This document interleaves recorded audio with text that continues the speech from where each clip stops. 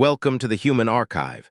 If you enjoy original science fiction stories about humanity finding its place among the stars, subscribe and join us for the next story. Now, let's begin. Chapter 1.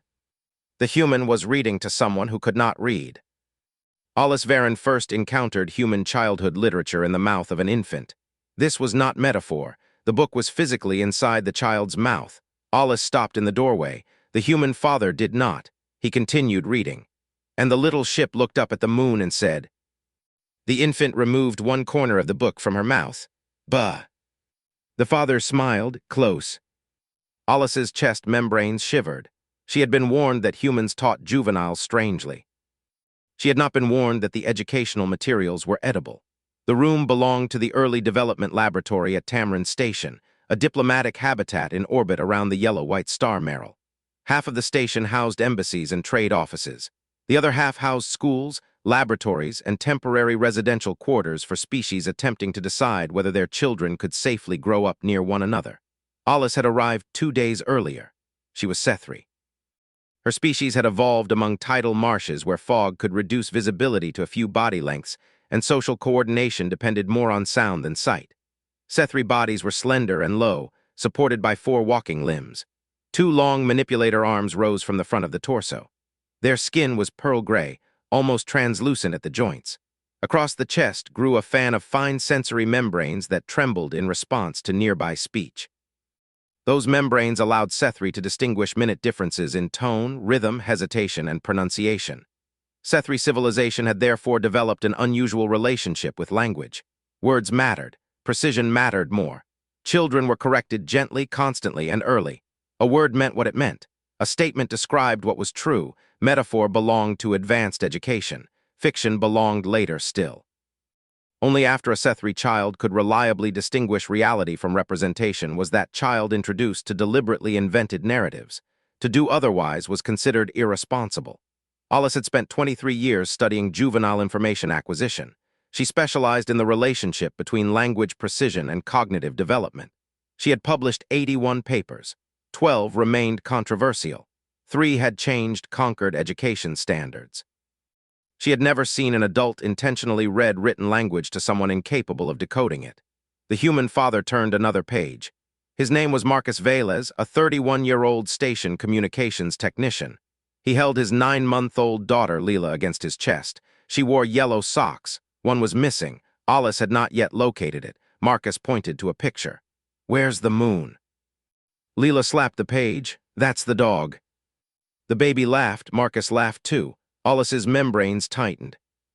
The juvenile answered incorrectly. Marcus looked up. Oh, hi. You rewarded the incorrect response. I laughed. That is positive reinforcement. Marcus stared. Leela stared too, then put the book back in her mouth. Marcus gently removed it. Have you met babies? I have studied 6 species during prelinguistic development. Was that a yes? No. Thought so. Olyss entered the room. Why are you reading written text to an organism incapable of reading? Marcus looked toward Leela. Because she likes it. That does not answer the question. Sure it does. It does not identify the educational objective. Marcus considered. She likes my voice. Olyss waited. Marcus waited. That is the objective. Part of it. Olyss's chest membranes fluttered in irritation. Do humans commonly perform educational activities without defined outcomes? Constantly. That explains several things. Marcus grinned, then looked back down at the book, and the little ship went. Leela's face changed. Before Marcus finished, she made a long, breathy sound. Woo-whoosh. Marcus laughed. There it is. Olyss froze. He turned the page.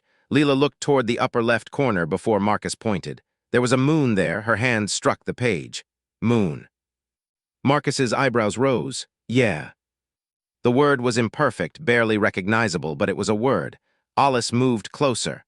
Repeat the previous page. Marcus glanced at her. Why? Please. He turned back again. And the little ship went. Leela made the sound. Woo-whoosh. Before him, Olyss's membranes trembled. Prediction. The The child had learned the sequence, not reading, not yet, but anticipation, sound pattern, temporal expectation.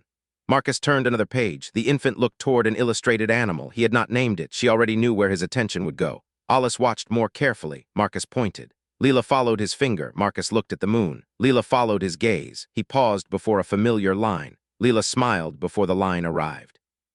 She was coordinating voice, image, rhythm, memory, attention, and another person's focus. The child could not read, yet something was being learned. Olyss sat. Marcus noticed. Changed your mind? No. Sure. I am observing. That's a dangerous first step. Olyss ignored him. After 11 minutes, Leela lost interest in the book and became fascinated by Marcus's sleeve. The session ended. Olyss found Dr. Samuel Ockhafer in the corridor outside. He was a 51-year-old human, tall and dark-skinned, with gray beginning at his temples. He wore no laboratory coat despite running half the early learning research on Tamarin Station. He preferred cardigans. Olyss did not understand why. Dr. Ockhafer. Professor Varen. When does the reading lesson begin? Samuel looked through the observation window. Marcus was bouncing Leela gently. The book lay abandoned on the floor. It already did. Olyss's membranes tightened. She cannot read. I know. Then you are using the wrong word. Samuel smiled. No. That irritated her more. What precisely was she learning? Language. She produced one noun. Attention. She followed pointing. Prediction. She anticipated repetition. Turn-taking. She waited for him to speak. Joint attention. Olyss stopped. Samuel continued. Sound patterns, vocabulary, emotional tone, page sequence, symbol association. The idea that marks and pictures carry meaning. The idea that another person can direct your attention towards something that isn't physically present. Olyss looked back through the window. Marcus had picked up the book. Leela reached for it immediately, Samuel said. And she learned that books are associated with being held by somebody who loves her. Olyss looked at him. That is not literacy. No. Then why include it? Because human children don't learn as isolated cognitive systems. That is biologically obvious. Not what I meant. Samuel leaned against the wall. Learning gets attached to people. Voice, attention, emotion, repetition, comfort. Kids don't just learn information. They learn what kinds of information are worth coming back to. Olyss watched Marcus open the book again. Leela squealed. Again? Olyss asked. Samuel smiled. You're going to hear that word a lot. Chapter 2. The problem with bears. The bear wore a scarf. Olyss considered this the first problem. The second problem was that the bear spoke. The third was the lantern. The fourth was the bedroom. By the fifth page, Olyss had identified 13 biological inaccuracies. She had written down 8. The story was titled Bruno and the Dark Window. Bruno was apparently a juvenile earth bear. He lived in a cottage. He possessed furniture. He feared nighttime. None of this aligned with Olyss's zoological database. The classroom contained 16 children representing 6 species. 8 were human. The rest came from families assigned to Tamarin Station. At the front sat Alina Marrow. Alina was 34, a primary school teacher with cropped brown hair, warm brown skin, and a green cardigan embroidered with stars. She sat on the floor rather than using the teaching chair. Olyss had already asked why. Alina had said, "Better angle." Olyss had asked for what? Alina had answered, "Everything." This had not clarified matters. Now Alina held the book open. Bruno the bear was hiding under a blanket. He heard the wind scratching at the window, Alina read, lowering her voice, and imagined long fingers reaching through the trees. Piri Tal raised one hand. Olyss liked Piri. Piri was Rune, small, copper-furred, broad-headed. Her species had evolved in volcanic cave systems where predictable routes and precise spatial memory could determine survival. Large black pupils dominated her face. Whisker fans extended from either cheek, sensitive enough to detect nearby walls through air movement. Piri liked rules. Olyss considered this sensible. Bears do not have bedrooms, Piri said. Olyss felt vindicated. Alina nodded. Nope. Piri's whiskers spread. Then this story is incorrect. Some of it. Olyss's chest membranes tightened. She raised a manipulator. Alina looked over. Yes, Professor. How are the children expected to distinguish which portions are false? Elena looked at the class. Good question. Olyss disliked being turned into curriculum. Elena raised the book. Okay, what in this story is real? Several human hands went up. A rune child beside Peary remained still. A small Pelosian raised two manipulators. Elena pointed. Jamir. Bears. Good. Darkness. Also real. A human boy said. Wind. Another. Being scared. Peary's whiskers twitched. Elena nodded. What isn't real? Hands talking bear. Scarf. Bear house. Lantern. Bruno making tea. Elena pointed toward Peary. Anything else? Peary stared at the book. The bear. Elena tilted her head. Bears are real. Not this bear. Correct. Peary looked toward Olyss as if expecting approval. Olyss gave a small nod. Elena continued. Okay, is Bruno's fear real? Peary frowned. The bear is not real. A human girl beside her answered before Elena could. The bear is. She pointed toward the page, but being scared is. Peary turned. The human child shrugged. I've been scared when I knew nothing was there. Peary's whiskers folded. That is irrational. Yep. Elena covered a smile. Olyss intervened. You are extracting factual statements from a fictional scenario. Elena looked at her. Sometimes. So the narrative is deliberately contaminated with false propositions. The class went quiet. Samuel Okafor, observing from the back of the room, made a choking sound. Olyss turned. He had covered his mouth with one hand. Are you ill? No. His shoulders shook. Elena stared at him.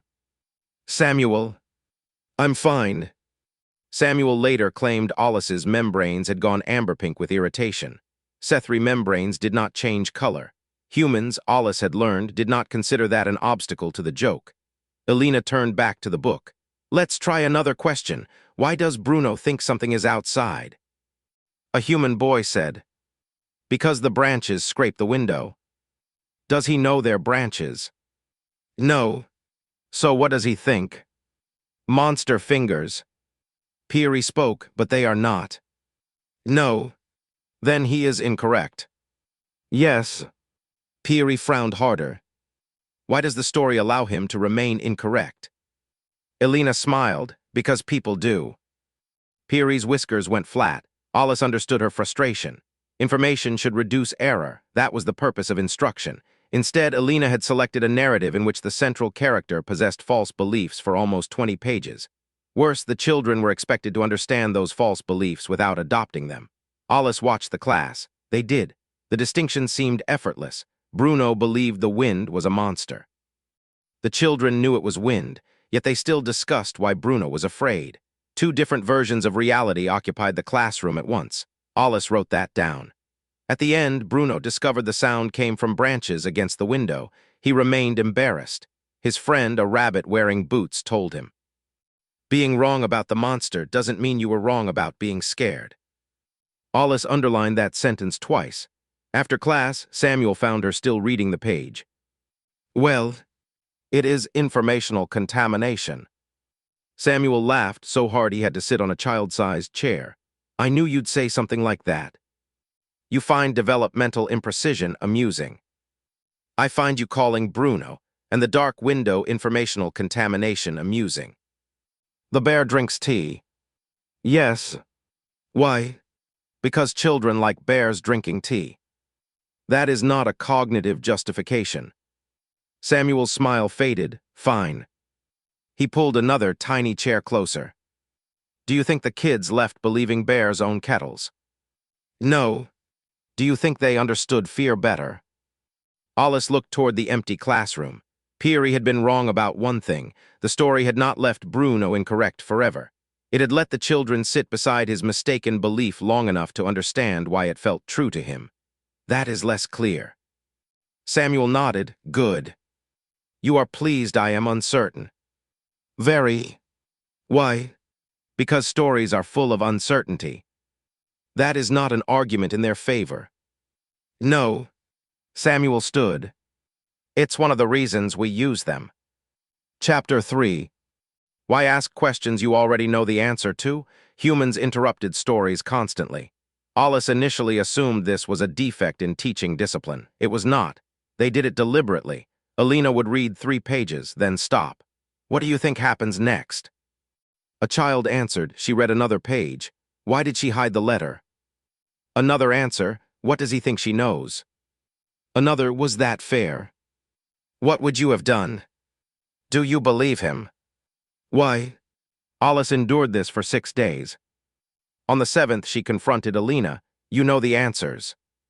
Alina was stacking picture books, to some of them. You have read these books before. Hundreds of times. Then why repeatedly request information you already possess? Alina stopped stacking, because I'm not testing what I know.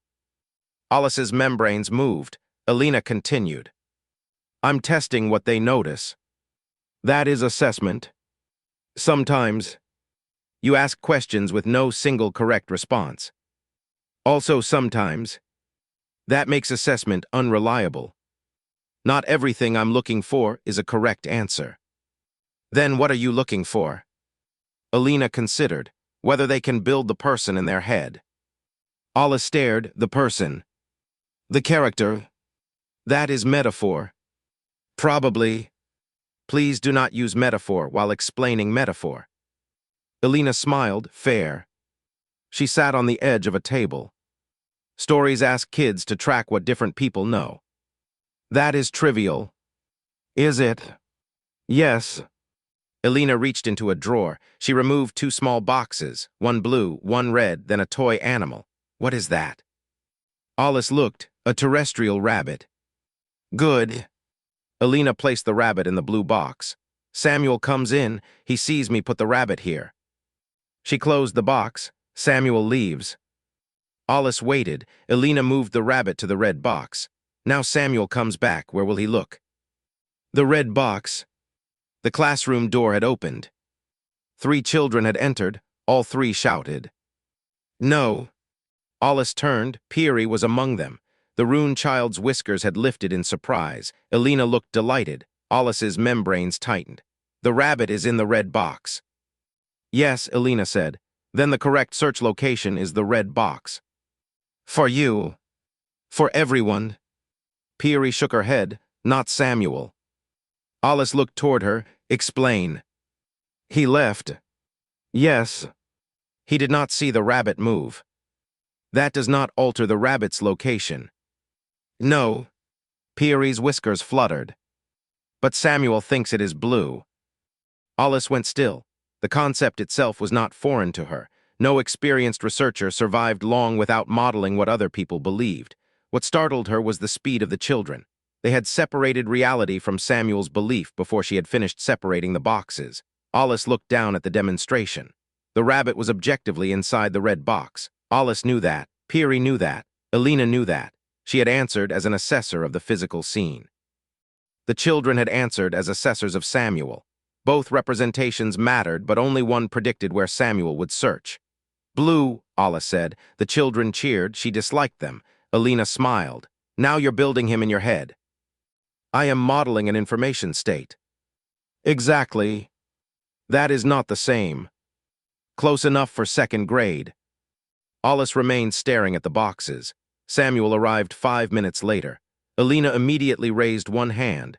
Quick test. You see me put a rabbit in the blue box. You leave. While you're gone, I move it to red. When you come back, where do you look? Samuel barely hesitated. Blue. Peary pointed accusingly at Olyss. She said red. Samuel stared at Olyss. Olyss straightened. I answered the object's location rather than the subject's belief state. His mouth twitched. Then he looked at Alina. What did you do to her? Education. Olyss ignored them. Her mind was elsewhere. Children did this constantly while reading. One character knew a secret, another did not. One misunderstood an event. The reader knew the truth. A third character lied. The reader might or might not know. A narrator concealed information. A character predicted something. The child predicted something else. Multiple internal models, simultaneously maintained. Olyss asked Samuel. Is this why humans tolerate fictional falsehood? Partly because the false state itself is useful. Samuel's eyebrows rose. Keep going. A reader may represent a belief without adopting it. Yes, may predict behavior based on information the reader knows to be incorrect. Yes, may distinguish what occurred from what another individual thinks occurred. Yes, may consider several possible future events before one becomes real. Samuel smiled. Yes. Olyss's membranes tightened. This is cognitively inefficient. Very. Why do it? Because other people are cognitively inefficient. Olyss stared. Samuel continued. Everybody walks around with partial information, bad assumptions, memories, fears, expectations, goals. If you only understand objective reality, you don't understand anybody. That sentence is overstated. Probably. Peary had remained nearby, she said. People should correct their information. Samuel crouched to her height. Sure. How? By learning. What if they do not know they are wrong? That's harder. What if I know? Then you can try to help. What if they do not believe me? Samuel smiled. Now you're ready for politics. Alina threw a pencil at him. Samuel caught it. Olyss looked again at the two boxes. Blue, red, one rabbit, two realities, the objective location, and the location inside Samuel's absent mind. Being wrong in somebody else's head is useful, Samuel said. Olyss looked at him. That sentence is offensive. Still useful. Chapter 4. The Lie Problem. Ivan Soar disliked the bear. That was understandable. He disliked the rest more. The Avery Education Commissioner stood beneath Tamarind Station's observation lights while recordings from Alina's classroom played across the wall. He was nearly 3 meters tall. Avery bodies balanced on 3 powerful legs arranged around a narrow central torso. Their skin was dark red, patterned with pale geometric scars applied during adulthood to record professional accomplishments. 2 long arms folded behind his back. His vertical emerald eyes never blinked simultaneously. Olyss found this distracting. Ivan stopped the recording. On screen, Bruno, the fictional bear, remained frozen beneath a fictional blanket. Humans deliberately teach juveniles to maintain false internal representations. Samuel sat across the conference table. Yes. Ivan looked toward him. You admit that? Easily. And the same capacity assists deception. Samuel paused. Probably. The room went silent. Olyss turned toward him. Ivan's 3 legs shifted. You appear unusually comfortable conceding my argument. It's a good argument. Olyss could not decide whether Samuel's concession was confidence or recklessness. She suspected both. Ivan continued. Your instructional method rehearses the construction of false realities inside another mind. Samuel nodded. In part, it teaches children to model what others believe. Yes. To anticipate how someone will react to incomplete information. Yes, to conceal information. Stories can do that. To manipulate emotion.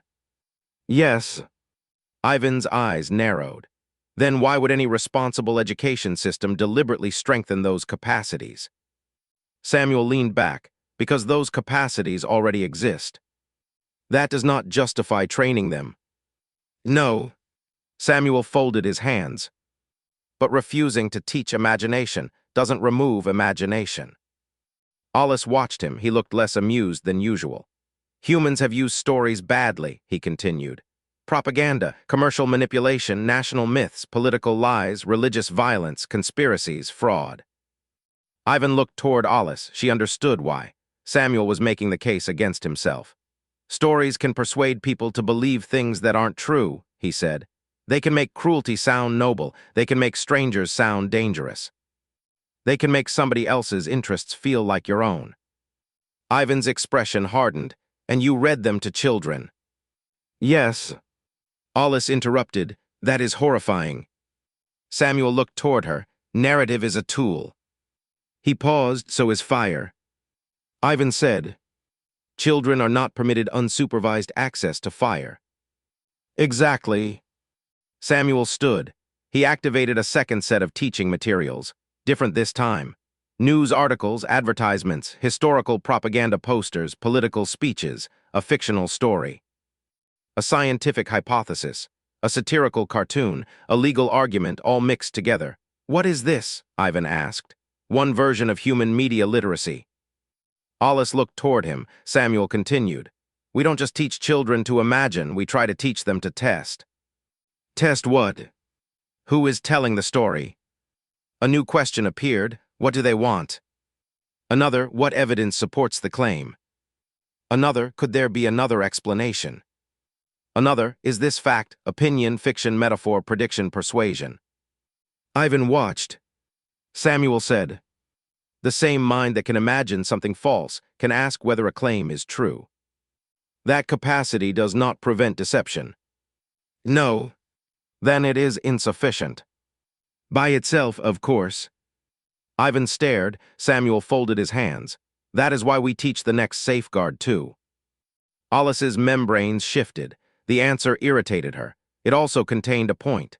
Human educational philosophy seemed to distrust perfect solutions almost as much as it distrusted silence.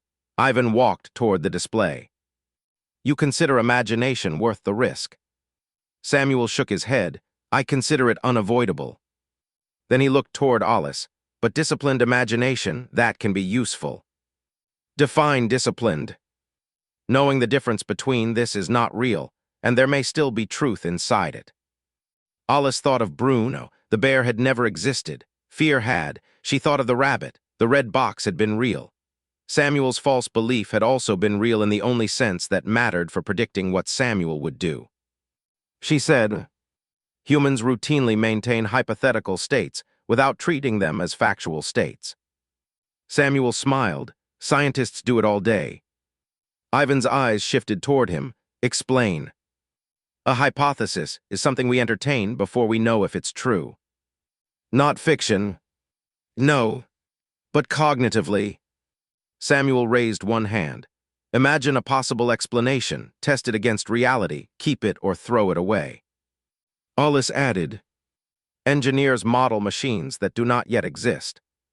Samuel pointed toward her. Exactly. Ivan was quiet. Olyss continued despite herself. Strategists model enemy behavior. Yes. Emergency planners model disasters that have not occurred. Yes. Diplomats model interpretations another species may have without personally agreeing with those interpretations. Samuel's smile widened. There she is. Olyss's chest membranes tightened. There who is. Never mind.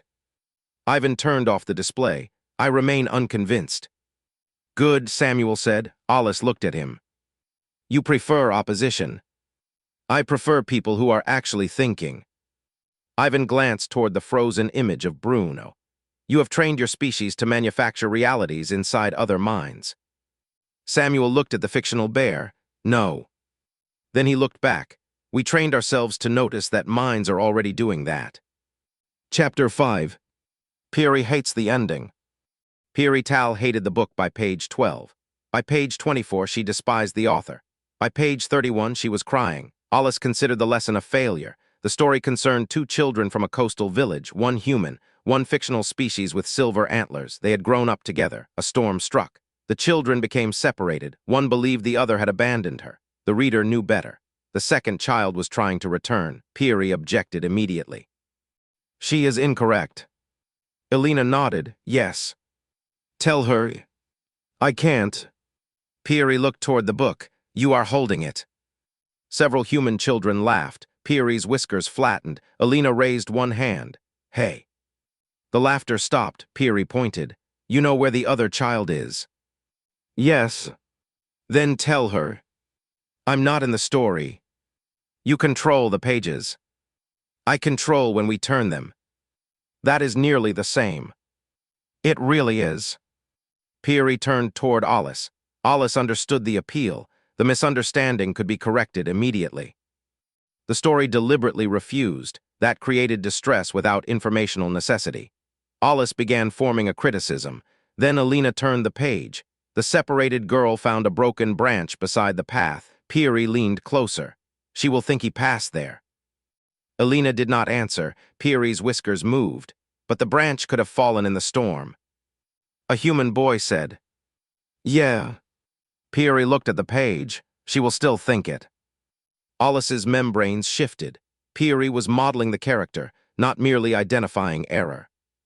The character found a torn strip of cloth. Peary said, "That one is real evidence."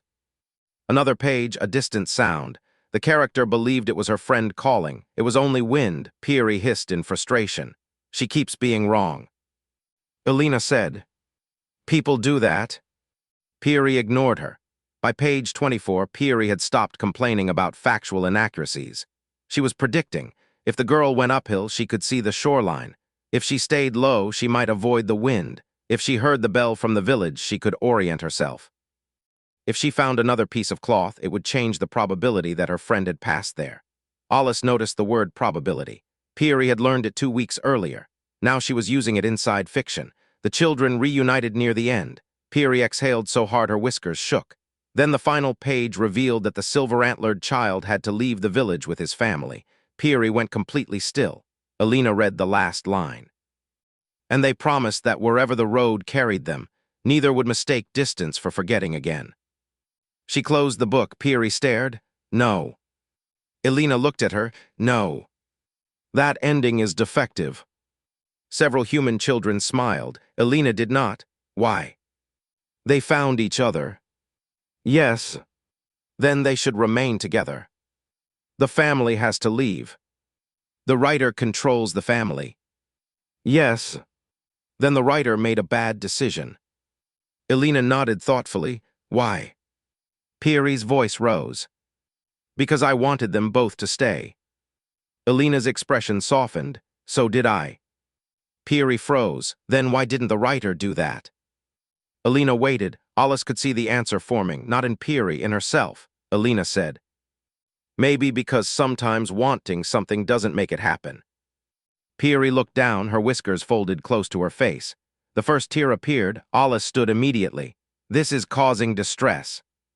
Samuel, sitting near the back, did not move. Alina closed the book completely. "Peary." Peary wiped her face angrily. "It is stupid." "What is?" "The ending." "Okay." "And the author?" "Maybe." "And leaving?" Alina nodded. "Yeah." Peary looked at her. "You agree?" "I don't like people leaving either." That made Peary cry harder. Olyss moved forward. Samuel quietly stepped beside her. "She is distressed."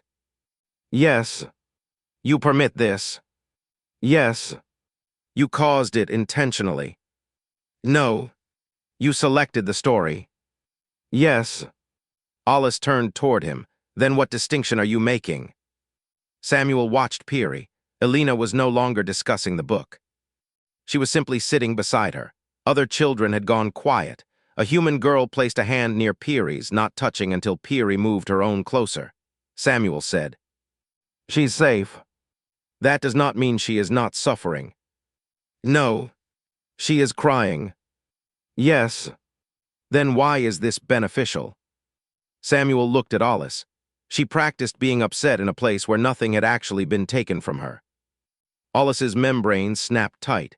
That is a grotesque way to describe it. "Is it?" "Grief is not a classroom exercise." "No." His voice was serious. "Real grief is, neither is real loss." Olyss looked toward Peary. Samuel continued. "But disappointment, separation, misunderstanding, fear, being angry at an ending you can't change." He shrugged. Stories let kids touch those things without actually losing somebody. Olyss said nothing. "They can stop," Samuel added. "Close the book, ask questions, get angry, try again tomorrow, talk about it with someone who's still sitting right beside them." Olyss watched Alina. Peary had begun explaining why the ending was unfair. Alina listened, not correcting, not minimizing, listening. "Rehearsal," Olyss said. Samuel nodded. "Sometimes." "For emotional states." "Sometimes." "For circumstances not yet experienced." "Yes." Olyss's membranes trembled. "That seems dangerous." "So is growing up." Humans use that answer excessively. "Because you keep asking about childhood." After class, Peary approached Olyss. The child still looked offended. Olyss crouched. "Are you well?" "No." "Are you injured?" "No." "Do you wish to stop reading that story?" Peary considered. "No." Olyss's membranes tightened. "Why?" Peary looked toward the book. "I want to read the storm part again." "The outcome does not change." "I know." "Then why repeat it?" Peary's whiskers lifted. "I missed things." Olyss had no response. Peary walked away. Samuel passed behind her. "Again," he said. Olyss disliked that word. She was beginning to understand it. Chapter 6. The day the script broke. The emergency began during a school excursion. Not with fire, not with decompression, not with anything dramatic enough to justify the fear it created. A coolant distribution line ruptured inside Tamarin Station's educational ring. The fluid itself was only mildly toxic. The immediate danger came from vapor, dense, white, cold. It flooded 2 corridors and reduced visibility to less than half a meter. Automated systems detected the leak and sealed the damaged section. Then a secondary sensor fault identified the wrong corridor as clear. Evacuation guidance conflicted. Teachers received one route. Door displays showed another. 3 groups reached Corridor C and found it sealed. That was where the script broke. Olyss was accompanying Alina's class. They had been visiting the station botanical systems. When the first alarm sounded, Alina counted the children. 16. A second alarm sounded. Emergency doors divided the corridor. Alina pushed 11 children through before the door sealed. Olyss remained on the opposite side with Peary and 4 others. For 1 second, nobody moved. Then Olyss did what training required. Remain together. The children clustered. Her chest membranes vibrated with the emergency announcement. Proceed to Assembly Point C. Olyss looked toward Corridor C. White vapor rolled beneath the sealed door. Alternative route. Her station map opened. The emergency system displayed.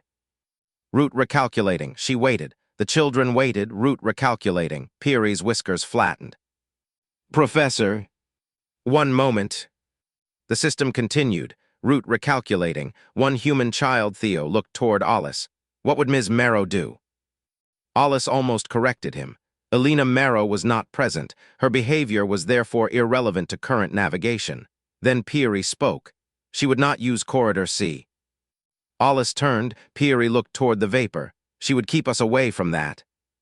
Theo nodded. She'd count us. Peary immediately counted. 1, 2, 3, 4, 5. She looked toward Olyss. 6 with you. Another child said. She'd find a station worker. There are none visible, Olyss said. Theo pointed toward a service access marker. She'd look for another way. Peary moved toward the wall map. No. Olyss expected objection. Instead, Peary said. She would check if the other way goes somewhere safe first. Olyss stared. They were not following instructions. They were constructing Alina. The teacher was absent, yet the children possessed a model of her priorities. Avoid known hazard. Count everyone. Do not split the group. Seek authority. Verify alternate routes. Olyss suddenly understood the blue and red boxes again. Alina was not in the corridor, but an internal version of Alina was. Olyss opened the service map manually. A maintenance passage ran parallel to the blocked corridor. It led toward Assembly Point D. Pressure, temperature, and electrical status all read normal. Olyss pointed to the route.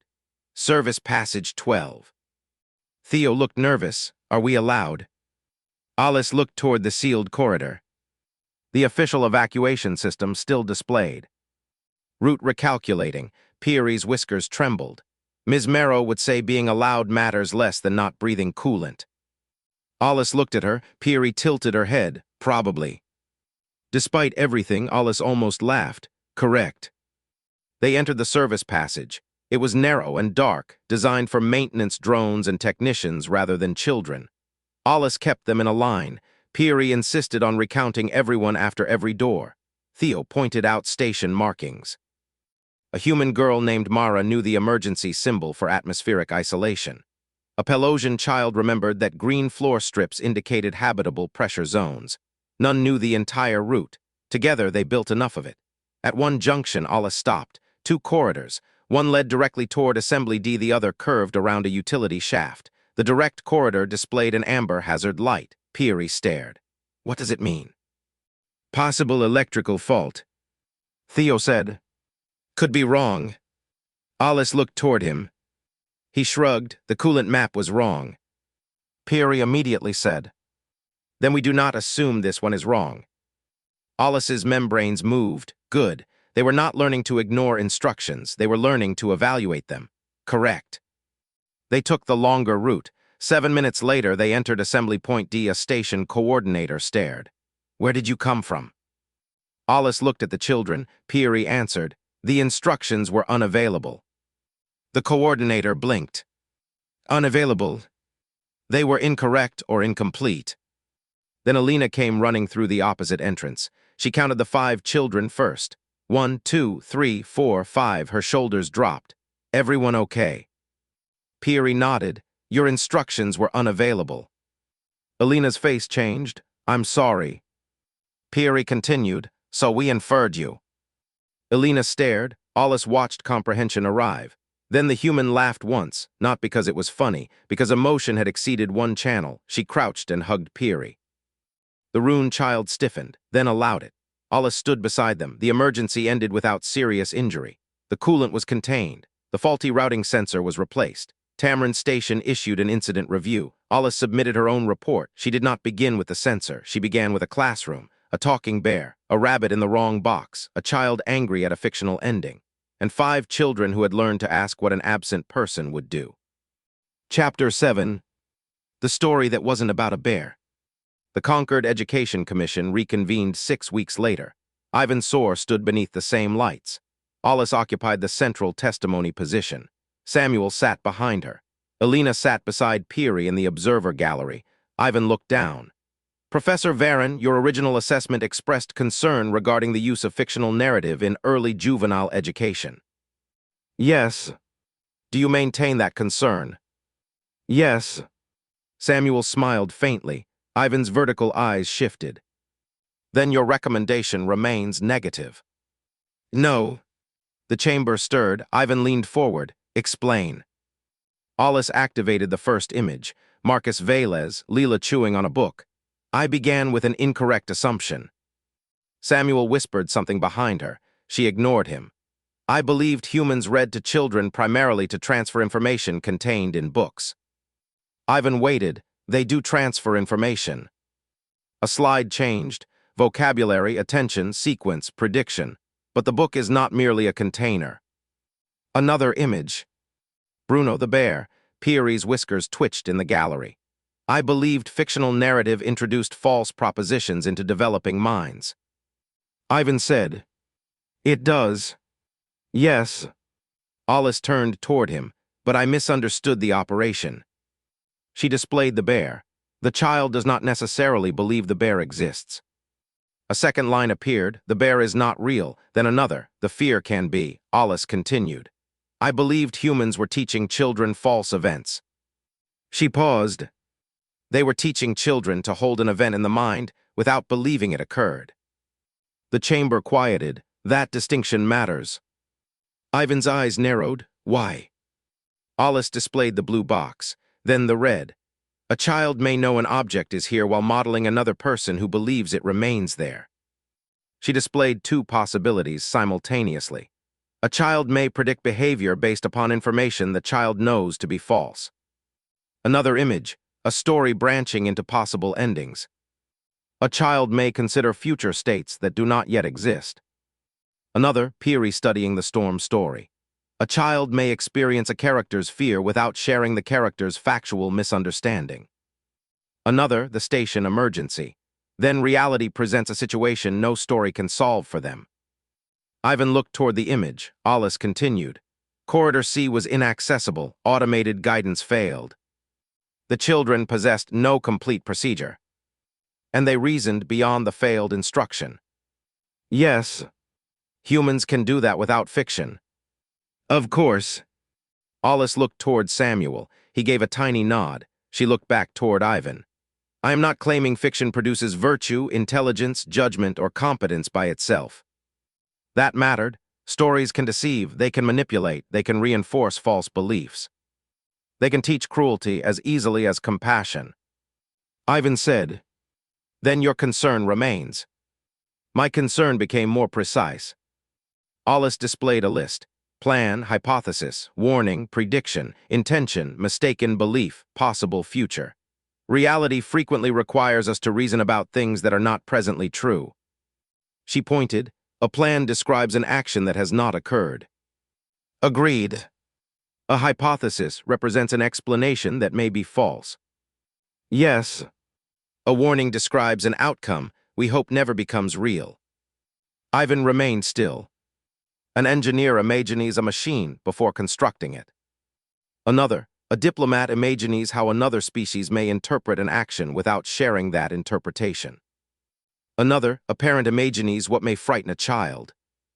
A child imagines what an absent teacher would prioritize when the teacher is not present to give instructions. Peary looked toward Elena.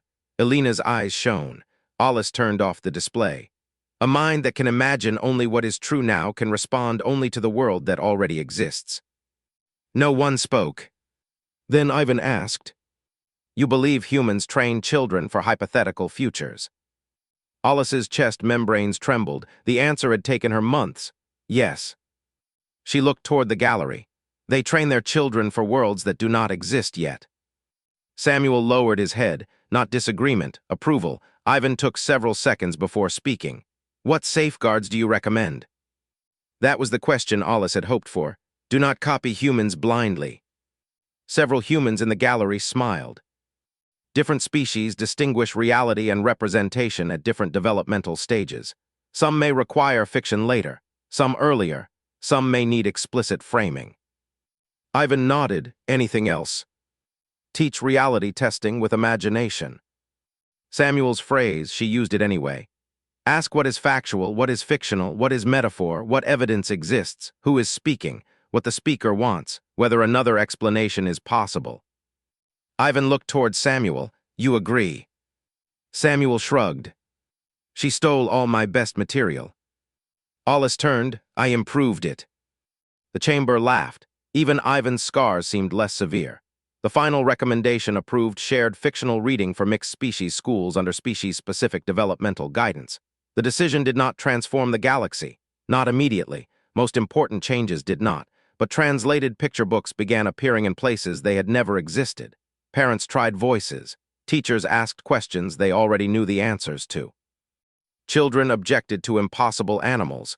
Some hated the endings. Some demanded them again. Chapter 8. Again.